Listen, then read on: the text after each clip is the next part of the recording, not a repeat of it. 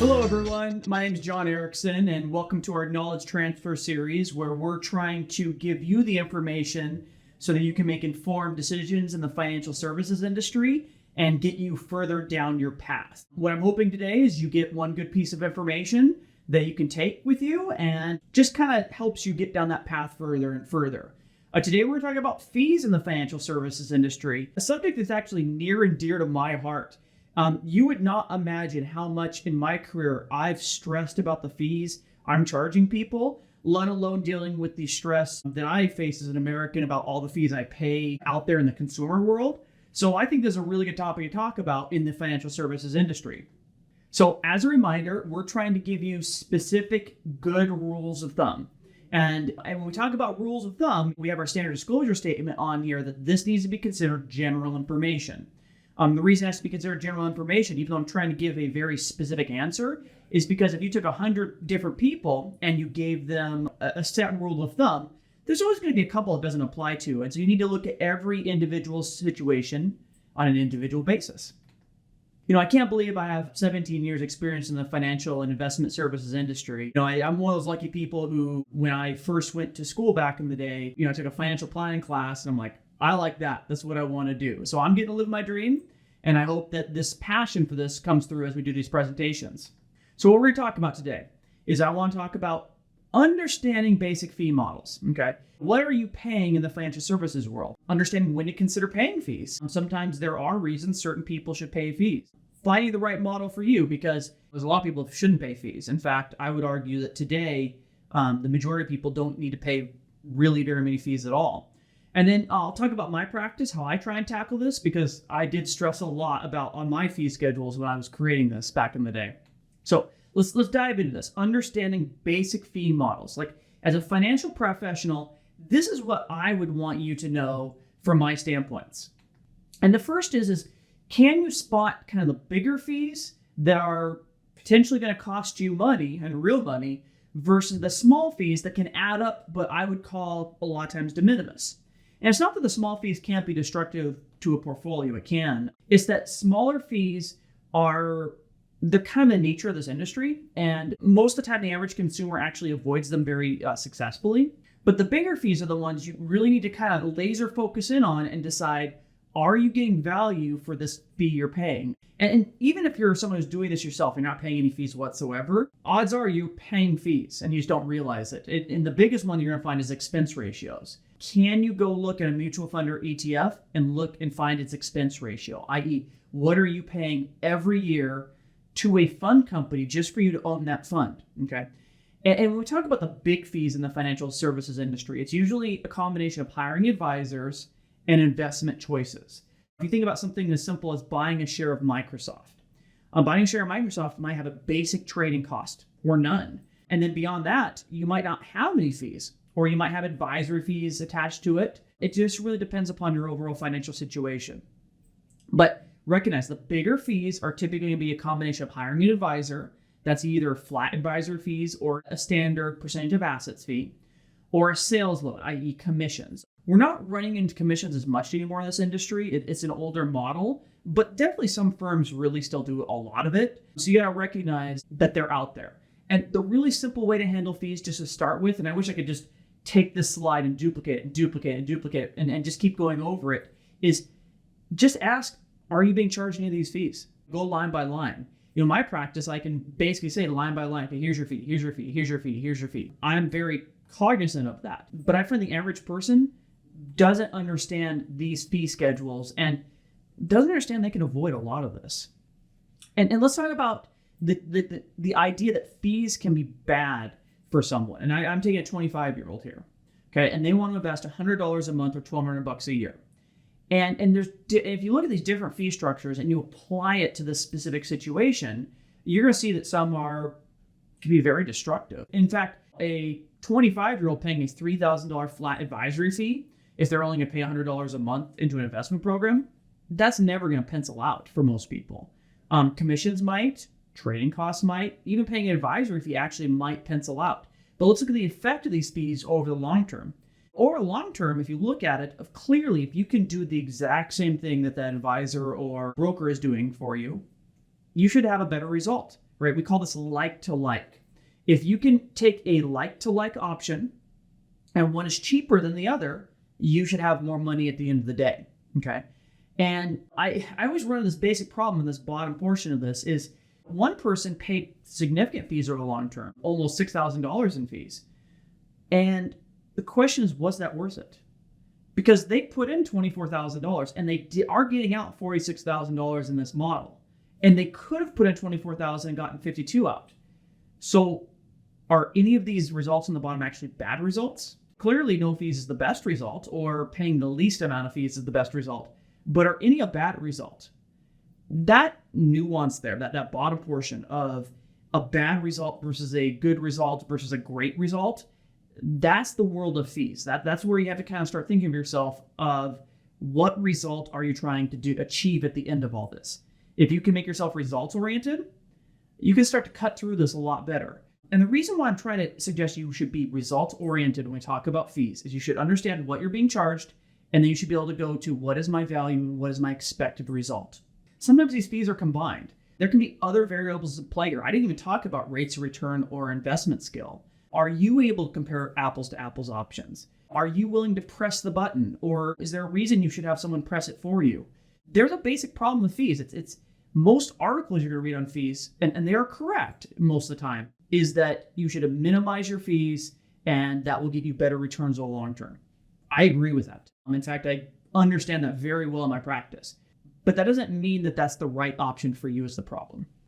And so we need to talk about, in the financial services world, what is the value you're supposed to be getting when you're paying fees, okay?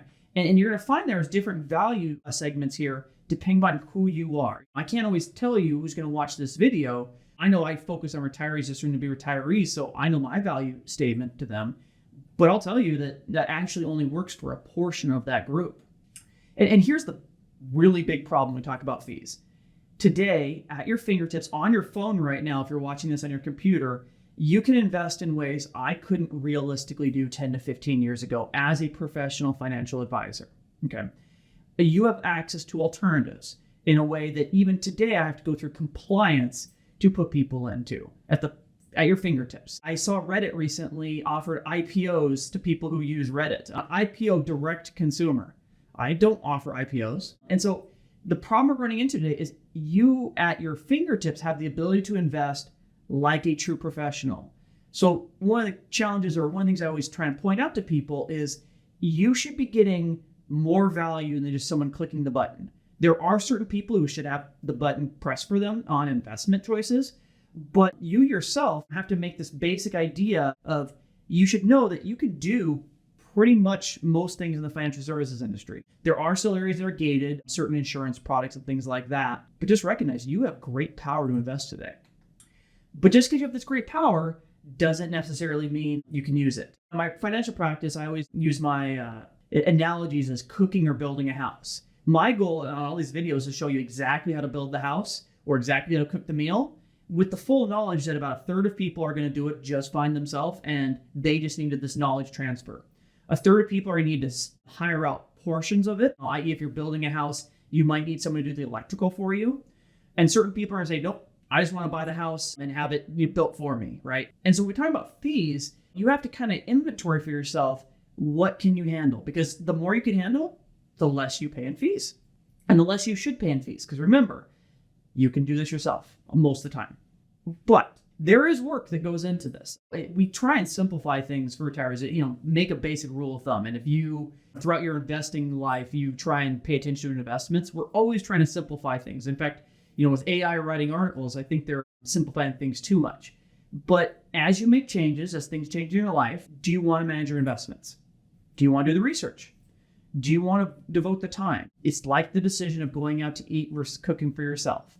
When you say, I'm going to cook for myself, fees are cheaper, and they should be cheaper. And you should avoid fee models that cost you money when you're willing to do it yourself. And if you were like, I need to start hiring this out, that's where you should really pay attention to these fee models and consider hiring someone at some point. And then one of the things we talk about when we talk about fees, we really need to focus on what value you're getting for them. There's a basic problem in the financial services industry, and this went back years and in my career, where someone signs up with an advisor or someone signs up with a brokerage firm online and they get into a basic investing thing and the investments are set up usually correctly day one, and then you never hear from that person again, or no one ever follows up with you, and you pay sometimes significant fees along the way. And what we try and suggest today is when you're looking at your fees decision, where do you want to be in this matrix? You need to find certain value propositions that fits you. And if you can't find these value propositions, once again, you should probably try and avoid fees. The first is value of time. There are certain people in my life who should never, ever hire me. And the reason is because they love to research this. They spend more time researching investing and financial problems than I do. And I'm a financial advisor who deals with clients professionally. There are certain people who have a huge amount of stress around their investing choices. But that's interesting because there's also a certain amount of people who have a huge amount of stress around having someone look over their investment choices, right? It actually cuts both ways. I have a young child at home and an awesome wife. And I'll tell you that when I get home at night, that kid's on me, as he should be, until he goes to bed, which is now later than I really want. And so my ability to have even a free moment to myself, let alone with my wife, is hugely impacted. And I know I'm procrastinating in my financial life, and I'm a financial advisor. The other thing is that I'm not more knowledgeable than everyone. And the thing about statistics is they never describe the individual, but I'm more knowledgeable than a lot of people. And, if you're looking for someone who has more just knowledge than you, that's where you may want to consider fees. You notice I didn't talk about potential returns here. This is one of the big issues when we talk about fees, right? If you can find like to like, meaning two S&P 500 funds that are 99.99% the same, but except for the fees, right? You want to choose the cheaper option. But the more complexity you add to this, that's where you may not be choosing like to like anymore. And that's where returns start to matter. So remember I talked about earlier about being goal focused. Really your goals here need to be a very important component of this. I wish people came to me and said, here's my goal, like A to Z. Here's all these goals I have, right? People do a good job of doing some. But when we talk about fees or investment returns, I find those tend to be more simplistic. So the more you can focus on your goals, the more you can avoid fees. The other thing in the financial services industry is I'm starting to see a lot more secondary services.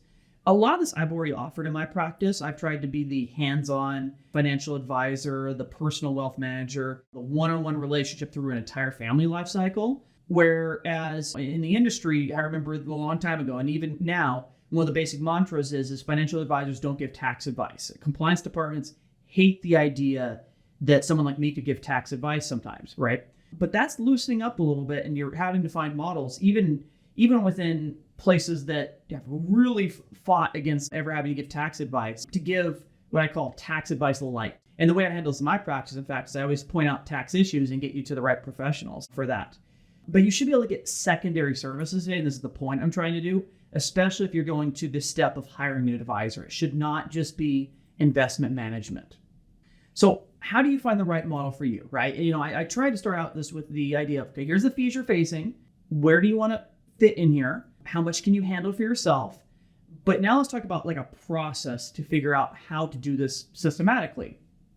And here's my suggestions of if you're trying to avoid fees in the financial services industry or find the right fees for you, here's what you should generally do. You should inventory what you can do for yourself, set a goal, and figure out where your emotions are. I will argue nonstop that people are very emotional with their money. I'm emotional with my money. I have a picture of Kirk and Spock in my office because I'm always trying to get people to be from Kirk to Spock, basically. Emotion really matters when we talk about money. And then figure out, if you want to go the advisor route, what are you really looking for? Because we do have awesome robo advisors at this point. You can go to Fidelity, Vanguard. You can get basic investment models that I would argue are pretty good and robust. And they're cheaper than hiring someone like me who's more hands-on. And so you gotta have to kind of have that choice of, well, do I really want someone at hands-on with me, or am I just looking for some basic investments? And negotiate. Now, this is a conversation about comparing fees, but in the financial services world, you can absolutely negotiate. You can show one advisor and compare it to other advisory fees. And if you really like someone, you can say, hey, I like you and I want you to match this other person over here, price matching. Recognize that commissions aren't always terrible. I don't like them as an overall style, but if we're talking about like, you want to buy an annuity one time, right? Or you want to buy anything that's a one-time purchase, like a piece of rental or real estate. commissions aren't bad then, unless you can do it yourself. Avoid transaction fees as much as you can, but recognize it does become de minimis once you start to get higher dollar amounts and you can't always avoid them. Avoid advisors who are just offering investment models. I think that's an old style, and today you can just go to Vanguard, Fidelity, Schwab, robo-advisors. You can get investment models for very cheap now. But avoid those robo-advisors if you want someone hands-on, right? You can't expect someone to be hands-on with you unless you've really set that as your goal. And, I didn't talk about flat fee only advisors here as an overall model. It is a newer style in the industry, but it's not 100% robust yet. It's being developed as we go. So there'll be more to come here over the long term. So I really stressed about charging fees in my practice. Is this problem I have of what is your value day one? What am I doing for people when they can go buy investment models really cheaply at Vanguard, as an example? I know fees over long term can really hurt someone, but I need to charge fees if I'm going to be a service. So it's actually a moral quandary in my practice. I'm not the type of person who's like, I just want to make money and move on with my life. I want to be in this kind of middle ground of we have value to each other. And so typically what I do is you're going to find that on my website anytime I'm like, here's my fees up front, you know them. And in fact, I think that any advisory model should be doing this. I think that I wish banks did this. I don't see this very often, but I wish they just posted literally on their website, here's my fee schedule for everything, including advisory fees. Because that level of transparency gives you confidence and lets you go to the value propositions. I'm actually spending time interviewing you when you're interviewing me. I'm looking over your investments. Do I think you're doing a good job? I told someone just recently, hey, I think you're doing a good job. You can hire me if you want some of these other value propositions, but at the end of the day, you're not doing terrible. What do you want to do here? Can you change your investments? One of the reasons I focus on retirees or soon-to-be retirees is you typically need to start changing investments to diversify. You change investments during your remaining life cycle, and it's harder to do as you get older. I call this thing alignment, but do we get along? Do we click? Do we see eye to eye? It's funny, as I always tell people my politics are whatever my clients' politics are, but I end up talking a lot of politics because my clients bring it up to me all the time. Do we see eye to eye? Do we align? Do you like my style? How I look? It actually does matter. And then I'm always trying to figure out, am I actually adding value to someone? Because it's weird as this. I don't want to work with someone, even if I make a lot of money. I don't want to work with someone unless I'm adding value. It just causes me too much stress. I tend to focus on retirees and soon-to-be retirees specifically because they're in a change dynamic of their life. They don't necessarily have the long term for fees to be destructive. It gets harder as you get older to manage your money. And so I find this a really good niche where I can show consistent value while at the same time charging appropriate fees. I tend to fine-tune the plans. I have a lot of people who I'm only managing about half of their assets because they can handle certain portions. And then I tend to focus on the components that tend to be hard to do for someone. We have a couple of just quick notes. I do flat fee arrangements for people who want basic financial planning, modeling, have someone they can ask questions of, but they're going to do most things themselves, i.e. press the buttons. Some people need some protection plays. Some people could use some income strategies. I find income planning is actually typically harder for the average investor right now. I don't think the models are quite robust yet for income planning. And then I have some people who are just like, I trust your general situation and I want to turn this over. And I want you to kind of look in my situation, follow up with me, make sure my family's doing okay, handle this A to Z. And those people, they turn over and they tend to pay the most fees. I do own an insurance brokerage that does life insurance, long-term care, annuities, disability insurance. And so if I ever recommend one of those, I do one of two things. I can earn a commission, but sometimes people do flat fee arrangements with me and they say, I don't want you ever earn any of their money off of me because they're worried about conflict of interest. And so in those situations, I tell you exactly what to do, exactly what to buy. And then you need to go to Fidelity, Vanguard, wherever you're using as your custodian to buy the insurance product. So I hope this was a good initial overview of fees. I'm going to dive deeper into this on my next presentation and go over, can you read basic fees and understand what you're looking at? And then from there, we'll go into more knowledge transfer. So have a good rest of your day.